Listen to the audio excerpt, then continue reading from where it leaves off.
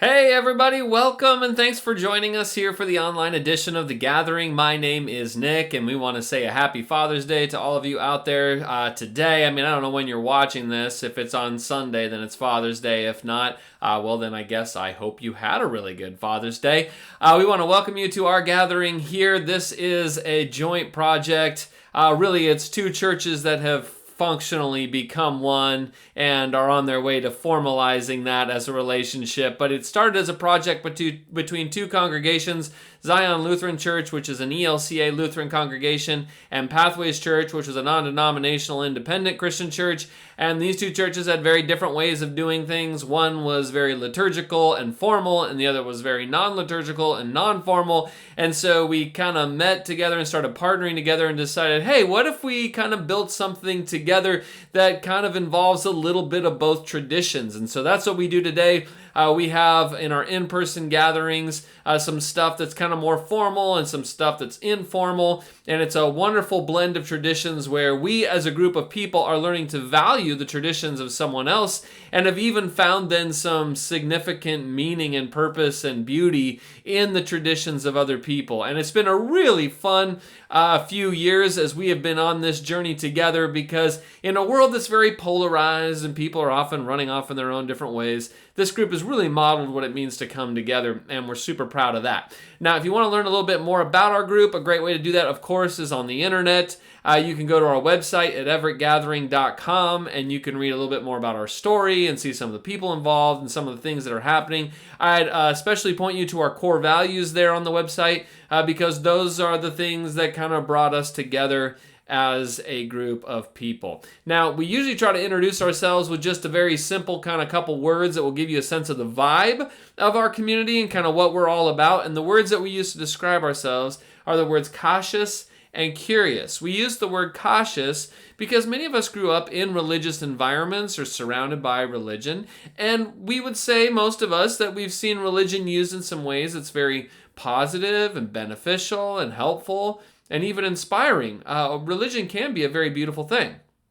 But many of us have also seen religion that kind of goes off the rails and becomes less than inspiring. We've seen how religion can become exclusionary, harmful, toxic. And some of us personally, or those we know and love and care about, have been significantly harmed by organized religion. So many in our group find ourselves just a little bit cautious about organized religion, even religion with Jesus' name on it.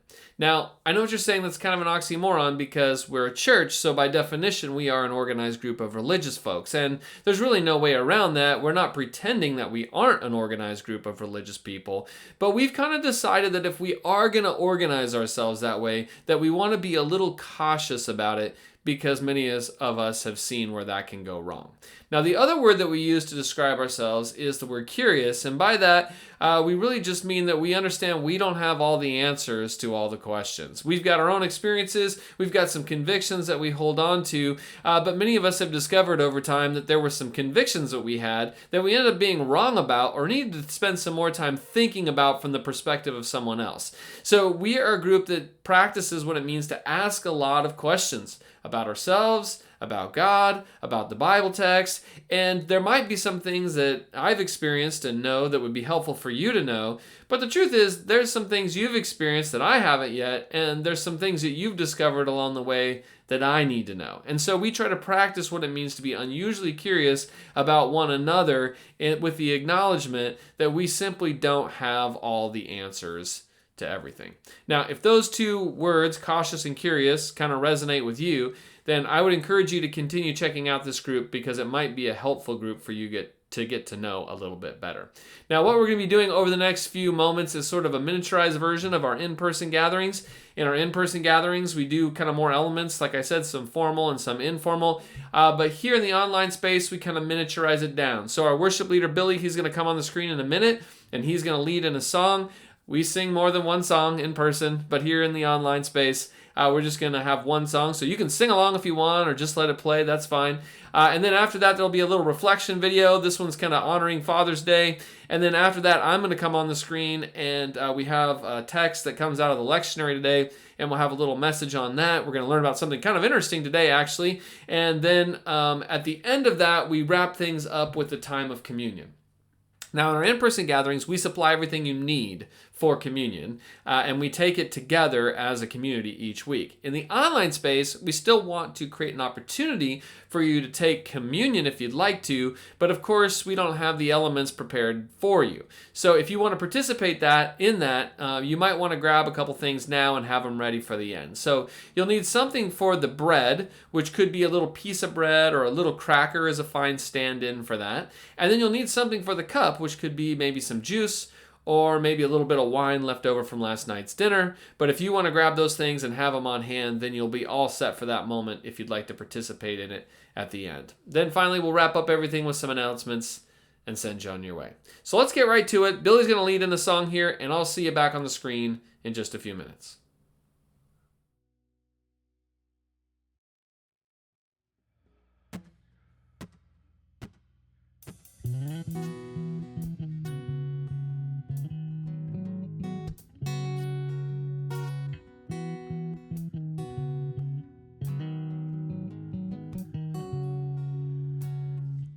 All things are possible when we believe.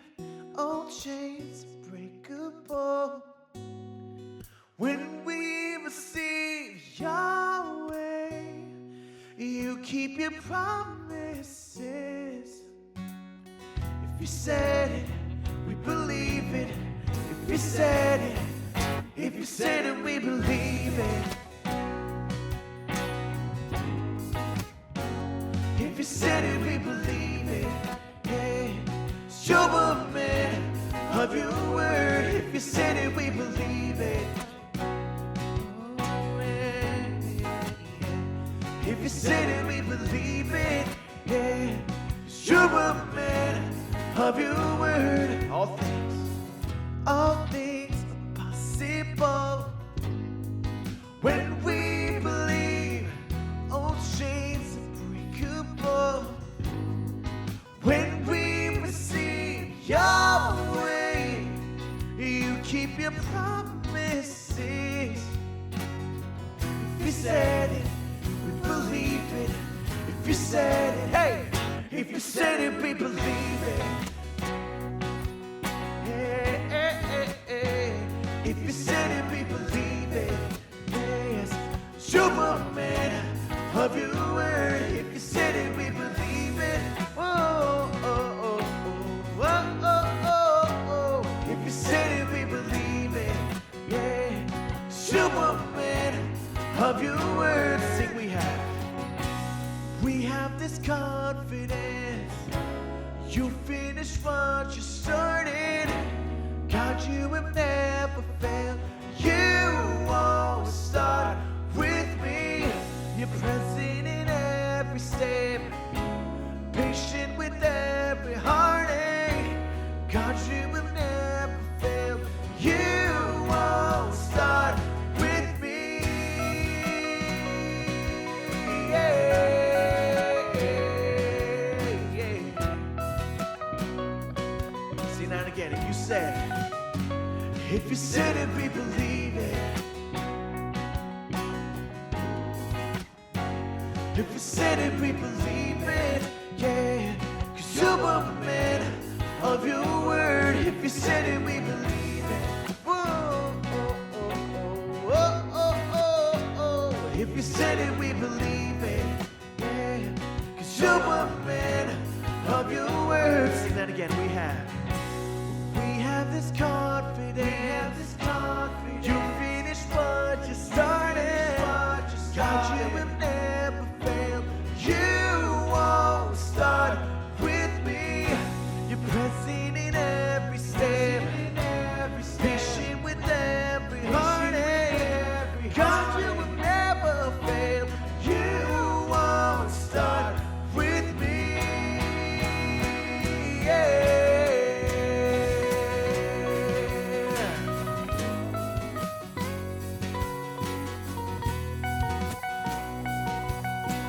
time if you said it.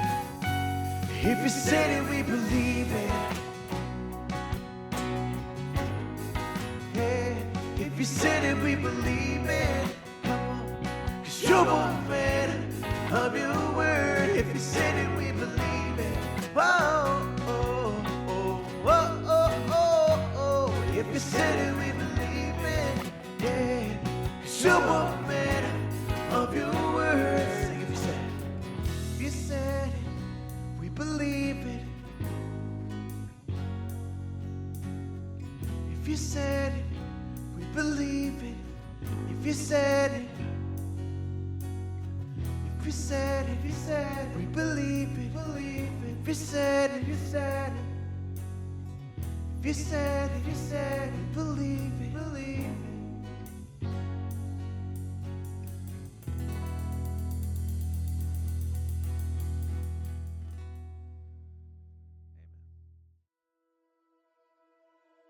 This one is for the fathers and all the father figures, stepfathers, grandfathers, godfathers. Whether by blood or by choice, we give voice to our gratitude for the fathers, the heroes, the mentors and anchors, the coaches and counselors, teachers and trainers, the men who shape us and show us the definition of faithful and strong and wise, the fathers, always by our side, with us and for us, steady and courageous, ready to inspire and encourage and give us a word of wisdom, a voice of reason in season and out.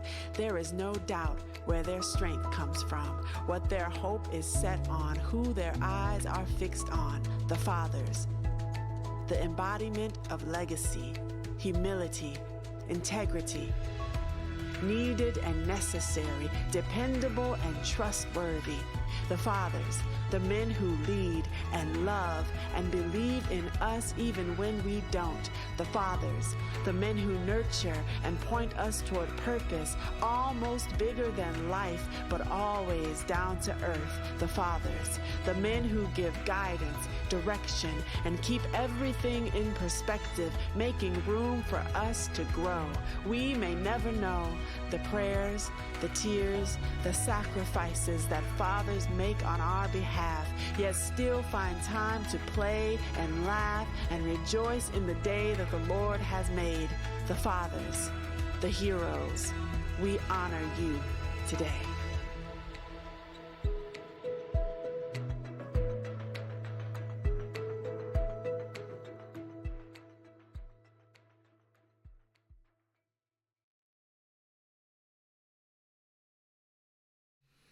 All right, how about that? Happy Father's Day. I can't believe it's Father's Day again already. We're deep into June, which is wild. But this is kind of a weird Father's Day for me, too. I'm a dad. I got 2 kids, and my daughter just graduated from high school. And so this is the first time we've got a kid that'll be soon leaving home and going to college. And so I kind of feel all the feels a little bit more this time around, this year on Father's Day, than I have in the past. You know, fatherhood is interesting. As being a parent is interesting because things are sort of always changing and you're always learning new things, right? You're always learning new things in your relationship with your children and kind of who you are as a parent. But if there's one thing I've learned as a dad, it's that if I ask my kids about an event that they were both at or an experience that they both had, I'm going to get 2 different stories about the same event, right? I mean, they could have both been to the exact same event, but when they tell the story, they're gonna tell the story in different ways with different details because they've had different experiences and they've attached different meaning to it. Now, if my kids were to tell me about an event that they both attended like that and then told it in the way that they would tell it, and if the details were different, it's not that either of their stories would be wrong, it's just that they were told from different experiences and they're interpreting it through what was meaningful to them. Now, the Bible actually functions this way too. Sometimes we have some stories that are told in the Bible text from 2 different perspectives, and we call them doublets. Now, when I say doublets, I don't mean these type of doublets, all right? These are Renaissance doublets. And although Tom, Christina, and I do look very good in a fancy doublet, this is not the type of doublet that I'm talking about. I'm also not talking about some sort of budget hotel chain that was like a step down from Doubletree, right? That's not what I'm talking about either, although that's not a bad idea if somebody wants to run with that. I'm also not talking about the newest double stack cheeseburger from McDonald's, although again, that would be a fantastic name for a new burger from McDonald's called the Doublet, all right? That's not what I'm talking about here. Doublets are stories, motifs, or traditions that appear twice in similar but not identical forms in the Bible. In other words, it's one story that ends up being told two different ways. That is a doublet. Now, it turns out we actually have some pretty famous doublets in the Old Testament, particularly in the book of Genesis. There are some famous doublets where a story is told not just once, but multiple times, 2 times, and the details don't match up. They appear to be told from different perspectives. Maybe the most famous of them are the 2 creation stories in the first part of Genesis, Genesis 1 and Genesis 2. Genesis 2 is not like a continuation of Genesis 1. They're 2 separate creation stories, and it becomes very obvious if you read them. If you read Genesis 1, you'll notice a certain creation order of things. First the land, and then the plants, and then animals, and humans last. But if you read Genesis chapter 2, the story is retold. This time, humans are created first before plants are made and before animals. The order is actually reversed. So we have 2 different ways of telling the story here from 2 different perspectives. Another famous one involves Abraham and Sarah. There's a story where Abraham comes into Egypt and Sarah is his wife, but he passes her off as his sister because he's afraid that the people there might kill him and take his wife. And so this story is told both in Genesis 12 and in Genesis 20. You can read both of them, and most scholars believe that Abraham didn't do this twice, but that this is one cultural memory that's been told in 2 different ways. Another famous one is the naming of a place called Beersheba. In Genesis 21, it ends up being named Beersheba because Abraham makes a treaty with a man named Abimelech. But if you read Genesis 26, Abimelech is still involved, but this time it's actually a treaty between Abimelech and Abraham's son Isaac. And so we have 2 different stories about how this place Beersheba got its name, which is sort of understandable because Abraham and Isaac are related. It's father and son. And so we have 2 different memories of how this story occurred. But maybe one of the most familiar is the flood narrative, right? Noah's flood and that whole story in Genesis 6 through 9.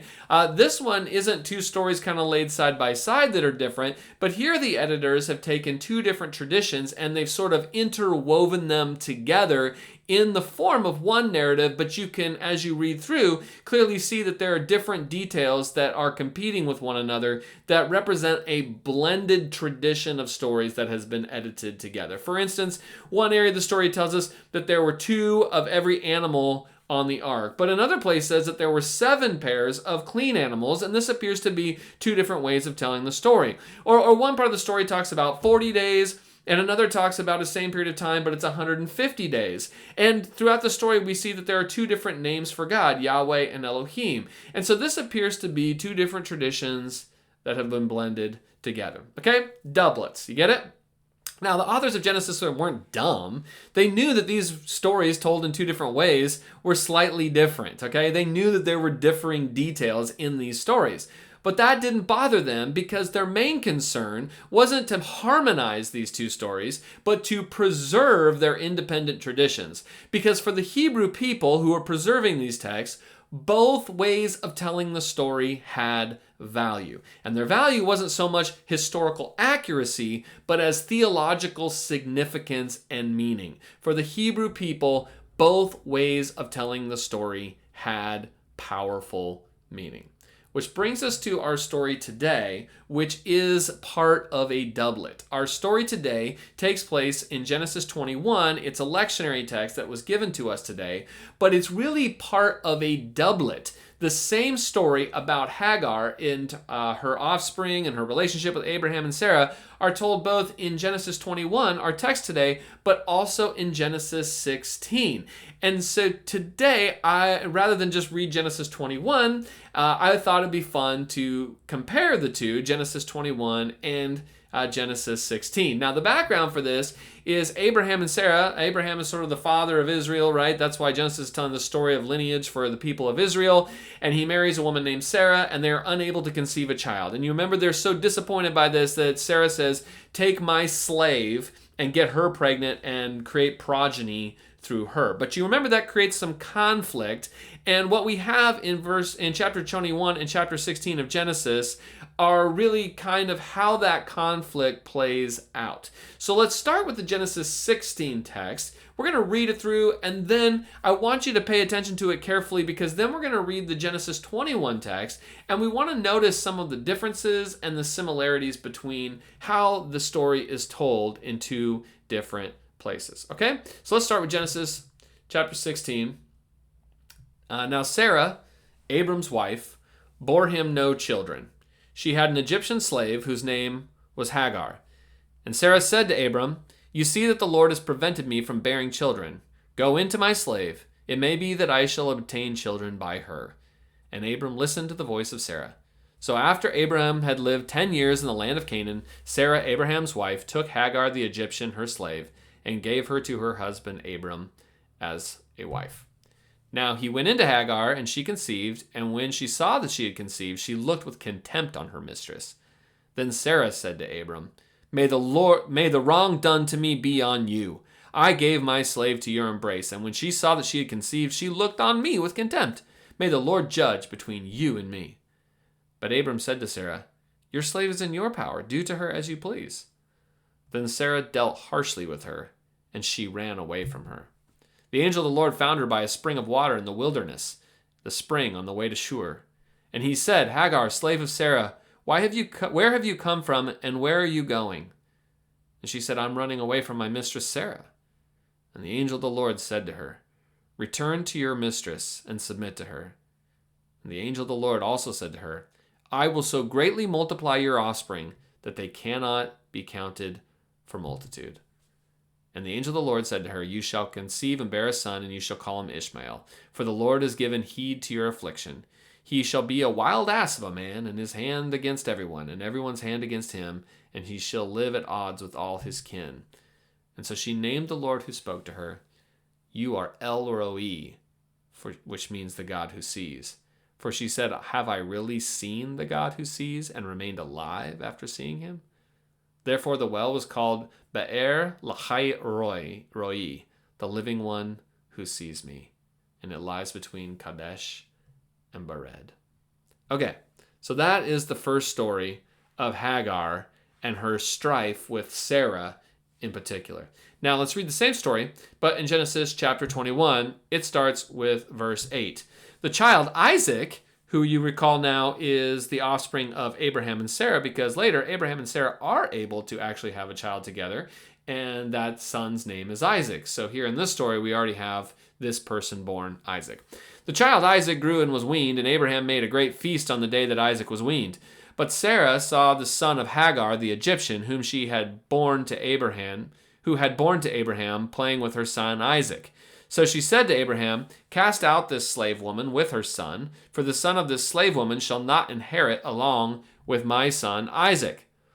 The matter was very distressing to Abraham on account of his son. But God said to Abraham, "Do not be distressed because of the boy and because of your slave woman. Whatever Sarah says to you, do as she tells you, for it is through Isaac that the offspring shall be named for you. As for the son of the slave woman, I will make a nation of him also, because he is your offspring." So Abraham rose early in the morning and took bread and a skin of water and gave it to Hagar, putting it on her shoulder along with the child, and sent her away. And she departed and wandered about in the wilderness of Beersheba. When the water in the skin was gone, she cast the child under one of the bushes. Then she went and sat down opposite him a good way off, and about the distance of a bowshot. For she said, "Do not let me look upon the death of the child." And as she sat opposite him, she lifted up her voice, and she wept. And God heard the voice of the boy, and the angel of God called to Hagar from heaven and said to her, What troubles you, Hagar? Do not be afraid, for God has heard the voice of the boy where he is. Come, lift up the boy and hold him fast with your hand, for I will make a great nation of him." Then God opened her eyes, and she saw a well of water. She went and filled the skin with water and gave the boy a drink. God was with the boy, and he grew up, and he lived in the wilderness, and he became an expert with the bow. Now, that's our story, and as you might have noticed, there are some similarities, but there are also some pretty significant differences in how the story is told. Now, I could ask you what similarities did you notice in those stories, but here in this recorded online experience, I doubt I would get a lot of feedback from that, okay? So why don't we just talk through a couple of these similarities. First of all, in both stories, we see that there's conflict between Sarah and Hagar, all right? And then in both stories, Hagar leaves the family and goes off by herself into the wilderness, all right, into the middle of nowhere. In both stories, Hagar has a divine encounter and experiences rescue. In both stories, there is a promise about Ishmael, her son's descendants, and a future for them. And then obviously in both stories, there is an importance of a water source. There is a well that is mentioned in both stories. Now there's some other similarities that you could probably mention, but these are some of the big ones. Now let's think about some of the differences here, and maybe you notice some of these as well. First of all, in the first story, Isaac is not born yet. In fact, in the first story, there's not even a sense that Isaac will have the opportunity to be born. But in the second story, it's really Isaac has already been born, and it's his presence that creates the problem in the first place. In the first story, Ishmael himself is not born yet. Hagar is pregnant with Ishmael, but when she goes into the wilderness, Ishmael is with her in her womb, but he is not with her outside of her body as another to take care of in that way. Okay, so that's a pretty significant difference as well. While both stories include Hagar going into the wilderness, in the first story, Hagar flees. She runs away of her own accord. In the second story, she's actually expelled. In the first story, Hagar meets a messenger from God. It could be translated angel. In Hebrew, it just means messenger, but it says a messenger of God from heaven, so it must be an angel there. But she has some sort of interaction with a person that she can see. In the second story, she doesn't have that kind of interaction. She actually hears an audible voice from heaven. It's an auditory thing rather than a visual in-person thing. So we have several differences, and what it appears to be happening here is we have two different preserved memories of what happens in this story. Now, that's fascinating, right? You wonder, okay, we got two different ways of telling the story here. Which one is right and which one is wrong? Well, from the Hebrew mind, it doesn't really matter. To ask the question of which story is right and which is wrong is really the wrong question to ask. The right question for the Hebrew mind is, what does this story mean to the people who know this way of telling the story? That there is some sort of significance to both ways of telling the story that feels vital to them to preserve. Which leads us to what I believe is this significant meaning, and it has to do with two different divine attributes that are highlighted within each of these stories. Two distinct attributes, one highlighted in each story, that become prominent to the meaning of each individual way of telling the story. And they have to do with sight and hearing. Now, in the first story, sight, a God who sees, is prominent. And in the second way of telling the story, in Genesis 21, it is hearing, a God who hears, who is prominent. Now, Genesis 16, let's start there. Genesis 16 highlights a God who sees people in their distress. Genesis 16, remember in verse 13, Hagar has this encounter, and then she names God El Roi, which means the God who sees. That is what it means. And then she names this well there, which in Hebrew is Ba'er L'chai Roi, which means the living one who sees, or the living one who sees me. Now, Hagar is the only person in all of the Bible text who ever gives God a personal name. El Roi, the God who sees.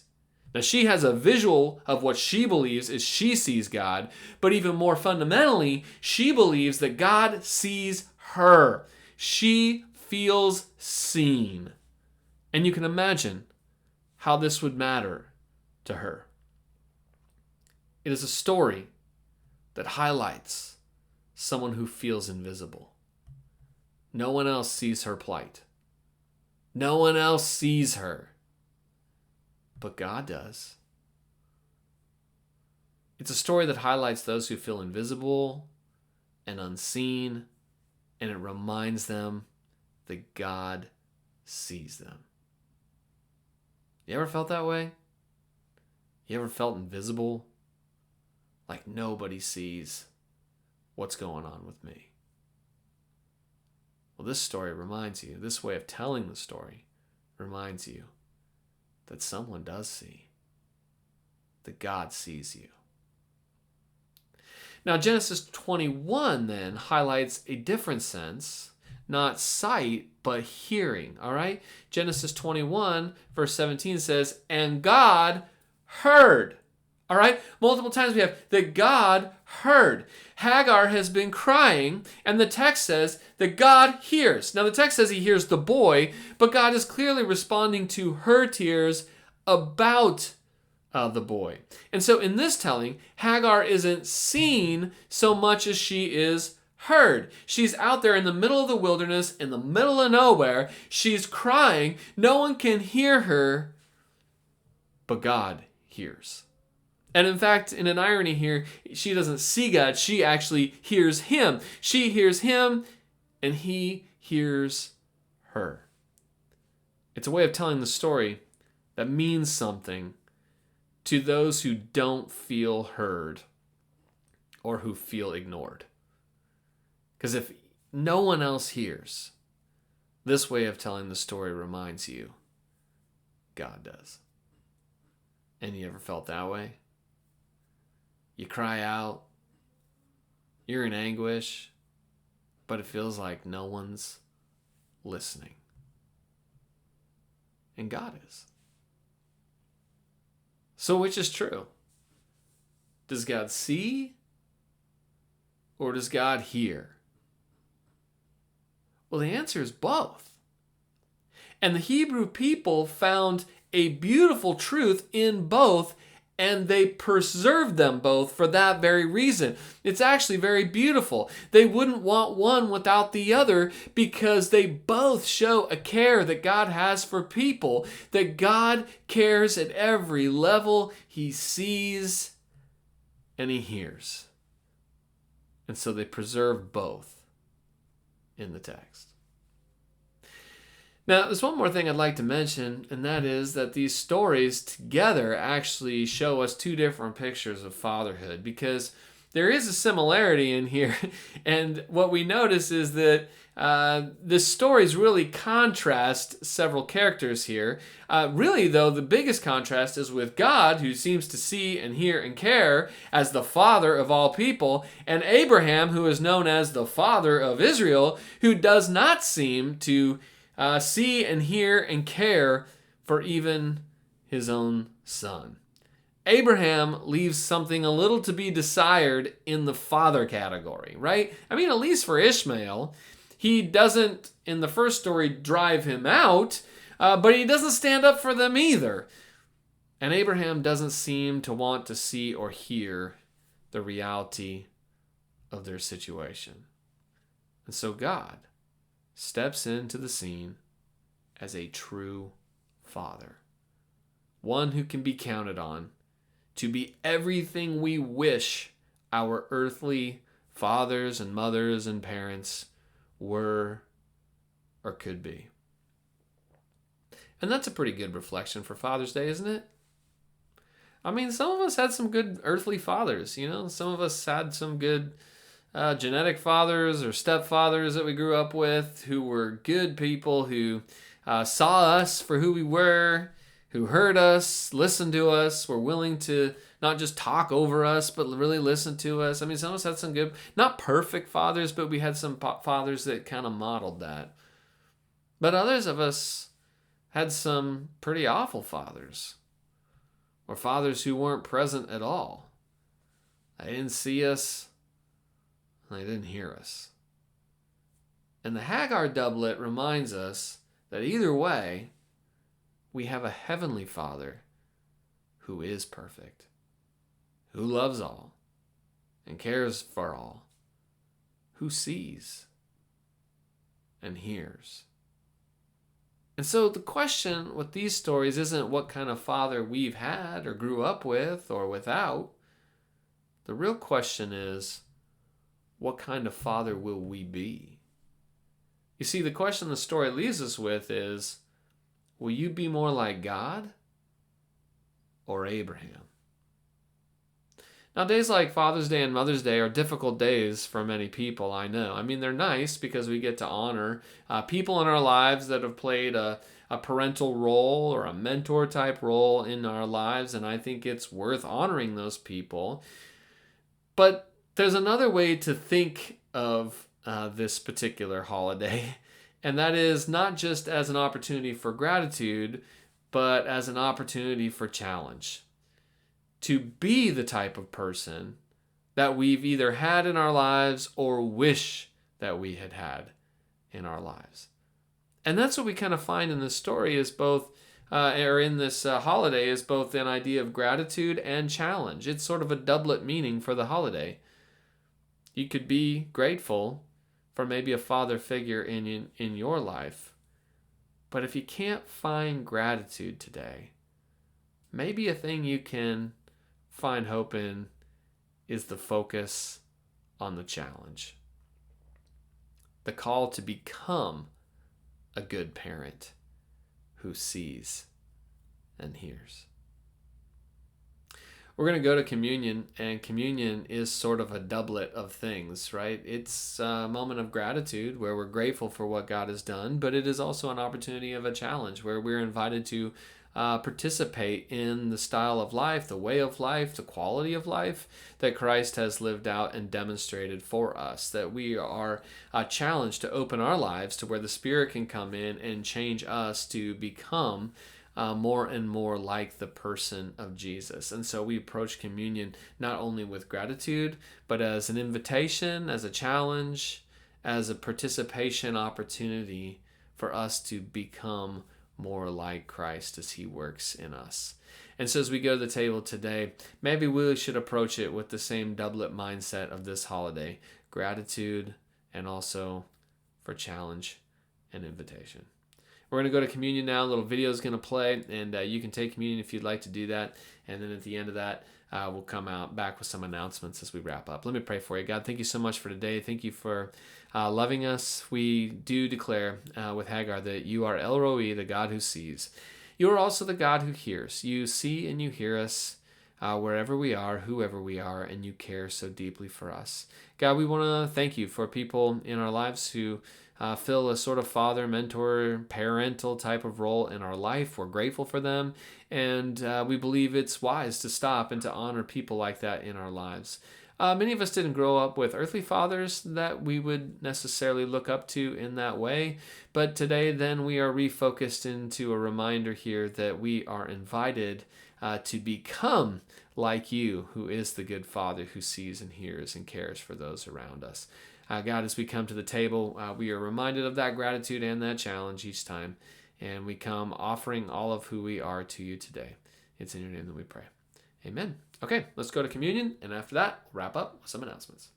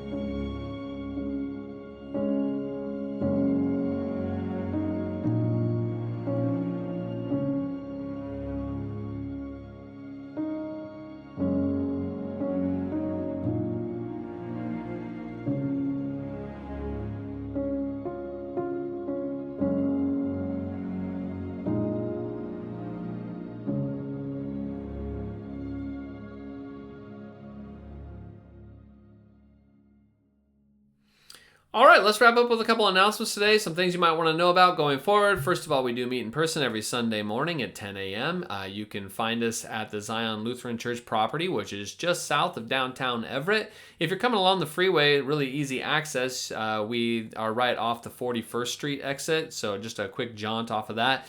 So easy if you're coming on the freeway there. Love for you to join us. You're welcome to join us online anytime, but the real treasure of this group is the people, and so we'd love to have you in person at any point if you'd have the opportunity to do that. You can keep up to date with things that are happening by following us on the socials. We are on Facebook, Instagram, and Threads. You can find us at The Gathering Everett. If you're not on the social media stuff, you can sign up for our email newsletter, which we send out pretty regularly, and we'll just send you information and announcements right into your inbox. If you're not on that distribution list already, you can message us on Facebook with your email address, or you can email me. My email is on the screen there. Just drop me a line and say add me to the list, and I would be happy to do that. We are currently doing a towel drive. Last month we did a sock drive. This month we're doing a towel drive. There's a big shower truck that shows up in downtown Everett at one of our partner churches, and they allow people who are unhoused and living on the streets to come in and take showers, but what they're always in need of is towels and washcloths, and so we're trying to provide some of that for them this summer. So we're collecting all month towels and washcloths at the building. So if you want to collect some and bring them in, we have a bin out in the foyer that you can drop them off into, and we want to say thank you for those of you who have already done that. We do have a work party coming up the last Saturday of June 27th. We're going to be doing our annual church work party, just some basic construction stuff around the building. We're doing some cleaning, we're going to be doing some painting, some weeding, all sorts of different things. So if you want to join us, you can join us Saturday at 9 a.m. Or if you can't make it for the whole thing, you can just come for part of it. We'll have coffee and some treats at the beginning just to kind of get you fueled up and ready.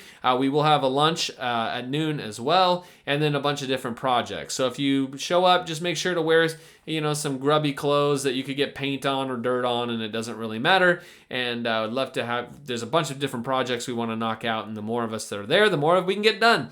So what's that whole saying? Many hands makes light work. Yeah.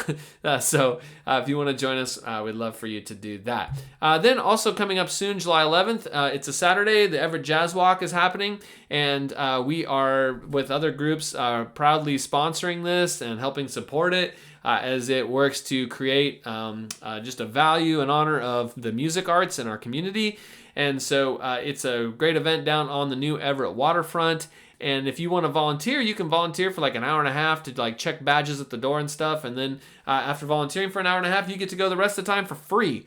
So if you are interested in volunteering for that or need some more information, Jake Bergevin's email is on the screen there.